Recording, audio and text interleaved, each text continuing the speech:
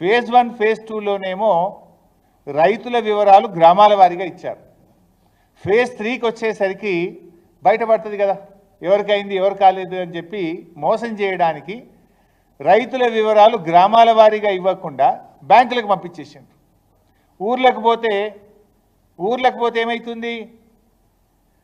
వివరాలు లేవండి బ్యాంకుకు పోమంటున్నాడు వ్యవసాయ శాఖ అధికారి. వ్యవసాయ శాఖ అధికారుల దగ్గర లిస్ట్ వేయలే వీళ్ళు, ఎందుకంటే వీళ్ళ డొల్లతనం బయటపడుతుంది, ఎవరికి రుణమాఫీ జరగలేదో బయటపడుతుందని.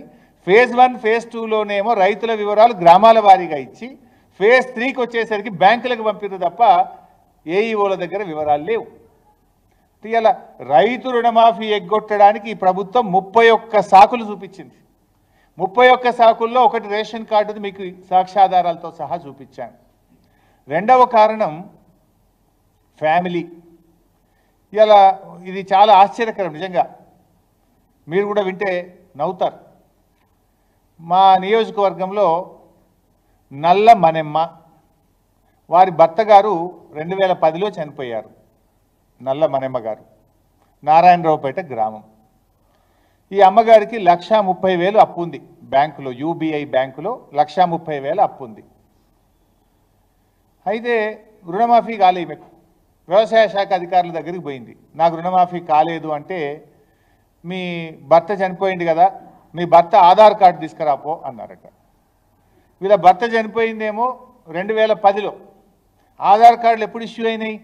2011 తర్వాత ఆధార్ కార్డులు ఇష్యూ అయినాయి.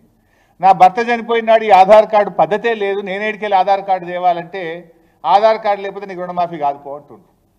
ఇప్పుడు ఆమె ఏం కావాలి? యాడికెళ్ళి తేవాలి ఆధార్ కార్డు?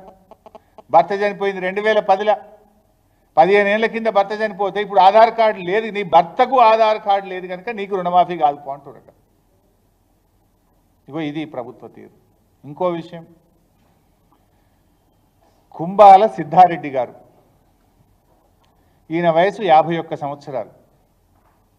కారణం ఏదైనా పాపమైన పెళ్లి చేసుకోలే, ఒంటరిగానే జీవిస్తున్నాడు కుంబాల సిద్ధారెడ్డి గారు. ఈయనకు 1,99,000 రూపాయలు అప్పు ఉంది. అయితే ఇప్పుడు వ్యవసాయ శాఖ ఈయనకు రుణమాఫీ కాలే. మొన్న నాకు రుణమాఫీ కాలేదు, 1,99,000 ఉంది, 2 లక్షల దాకా అయిపోయింది అన్నారు కదా అని నా వ్యవసాయ శాఖ అధికారుల దగ్గరికి పోయిండ్రు. అరే నీ భార్య పేరు కావాలన్నా, నీ భార్య ఆధార్ కార్డు రేపు అంటుడట. అరే నేను పెళ్ళే చేసుకోలే, యాడికెళ్ళి తేవాలని ఈయన అన్నాడట.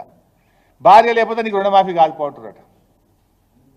అంటే ఫ్యామిలీని కలపాలి కదా మేము, నీ భార్య ఆధార్ కార్డు లేకపోతే నీకు ఏం పోటీ. ఇప్పుడు 51 ఏళ్ళకి నాకు ఎవడు పిల్లని ఇవ్వాలి, నేను ఎట్ట పెళ్లి చేసుకోవాలి, నేను ఆధార్ కార్డు యాడికెళ్ళి తెత్తున్నా, రుణమాఫీ ఎట్లా కావాలని చెప్పి పాప మా కుంబాల సిద్ధారెడ్డి నా దగ్గరికి వచ్చి ఏడ్చుకుంటూ చెప్పుకున్నాడు. ఇప్పుడు ఆయనకి పెళ్లి చేస్తుమా ఏం చేస్తూ మరిగా? ఇప్పుడు పెళ్లి చేసుకోకపోవడం కూడా ఒక కారణమా రైతు రుణమాఫీ కాకపోవడానికి? ఇంకొక రైతు, ఇట్లా కొన్ని వందల ఎగ్జాంపుల్స్ చెప్పగలుగుతాం మీకు నేను. ఆ అబ్బాయి పేరు చాట్లపల్లి హరీష్. ఈ అబ్బాయి వయసు 30 సంవత్సరాలు. తండ్రి పేరు కిష్టయ్య, గ్రామం గోపులాపూరు, జిల్లా సిద్దిపేట. అబ్బాయి ఇక్కడనే ఉండే, మొన్న ఏది రుణమాఫీ జరిగేటప్పుడు ఇక్కడ ఉండే. 30 ఏళ్ళు రుణమాఫీ కాలేదు. ఎందుకు కాలేదని పోయిండు. అరే నీ భార్య ఆధార్ కార్డు కావాలి. అరే నాకు ఎవడు పిల్లనిస్తలేడు సార్, నాకు నౌకరు లేదు, వ్యవసాయం చక్కగా నడుస్తలేదు, నేను దుబాయ్ పోదామని ఇప్పుడే పాస్పోర్ట్ తీసేదో తండ్లాడుతున్నా, నాకు పెళ్లి కాలేదు సార్, నేను ఏం చేస్తున్నాను అంటే, నీకు పెళ్లి కాకపోతే రుణమాఫీ కాదు. ఆయనకి ఎవడు పిల్లనిస్తలేడు, ఏం చేయాలి? ఇప్పుడు ఆయన దుబాయ్లో ఉన్నాడు. ప్రస్తుతం అయితే మొన్న నెల కింద దుబాయ్ పోయిండు. రుణమాఫీ అయినప్పుడు ఈయనే ఉండే. వ్యవసాయ శాఖ అధికారుల దగ్గర పోయిండు, నా దగ్గరికి వచ్చాడు. అన్న ఆడిపోతే పెళ్లి కాలేదు కనుక నీకు లోన్ రుణమాఫీ కాదంటుండ్రు, భార్య ఆధార్ కార్డు తెమ్మంటుండ్రు, ఎవడేమో నాకు పిల్లనిస్తలేడు, నేను ఇక దుబాయ్ పోదామని పాస్పోర్ట్ తీసిన,